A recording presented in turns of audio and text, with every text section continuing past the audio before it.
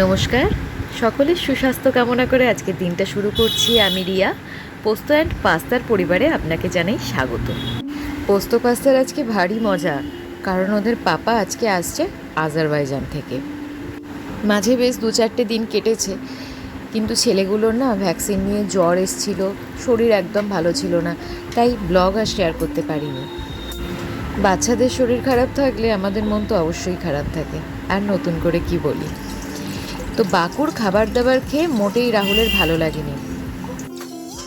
বেচারা রাতে আমলা খেয়ে শুয়েছিল, তাই জন্য তার আবদার হয়েছে মাছ ভাজা আর চিলি চিকেন খাবার। তাই সকাল সকাল পোস্ত পাস্তাকে দুধ খাইয়ে চান করিয়ে, যদিও খুব সকাল নয়, এখন বাজে প্রায় 11:30, চান করিয়ে ওদেরকে দুধ খাইয়ে ওর ঠামুর জিম্মায় দিয়ে চলে এসেছি আমি রান্নাঘরে। ইলিশ মাছটার আমরা ঝাল খাবো, সেই জন্য মা আজকে আমাকে সাদা সর্ষে আর কালো সর্ষে মিক্সড করে তাতে বেশ কিছুটা কাঁচা লঙ্কা দিয়ে বেটে দিয়েছে শিলে। শতভোগ শিলের বাটার টেস্টই আলাদা হয়।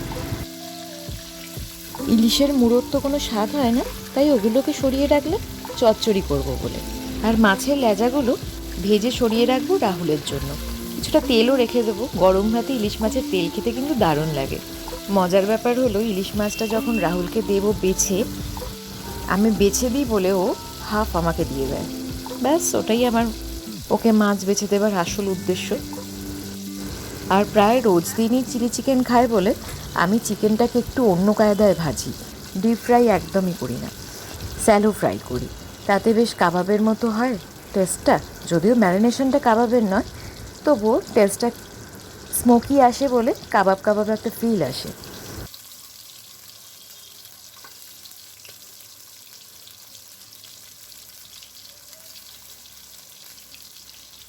যারা রোজ চিলি চিকেন খেতে পছন্দ করেন, তারা একবার এইভাবে ট্রাই করে দেখতে পারেন, স্বাদ কিন্তু খুব ভালো আসে।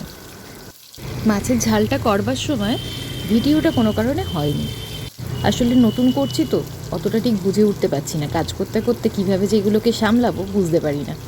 তার মধ্যে আমার পোস্ত আর পাস্তা তো ঘর থেকে মাঝে মধ্যেই কাঁদছে, সেখানেও ছুটে ছুটে যাচ্ছি একবার।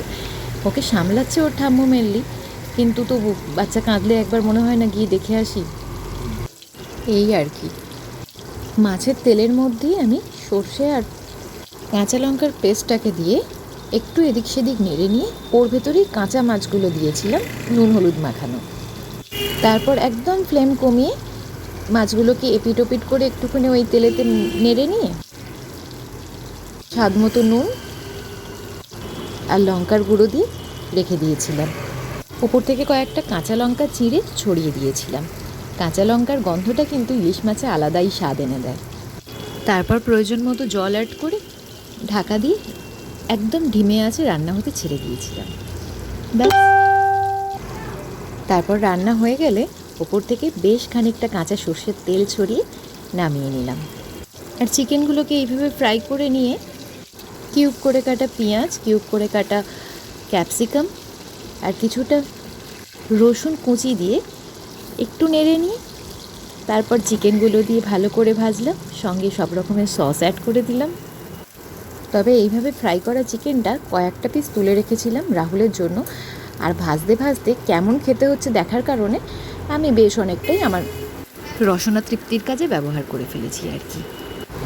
কড়াই এই মুহূর্তে ইলিশ মাছের ঝালটা ফুটছে, সেটার গন্ধ আমার নাকে এসে লাগছে, আর বাইরে হচ্ছে তুমুল বৃষ্টি।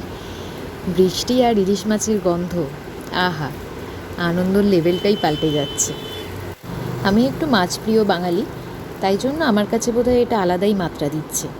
এই হলো আমার আজকের টোটাল মেনু: মাছ ভাজা, মাছের ঝাল, চিলি চিকেন আর মাছের তেল।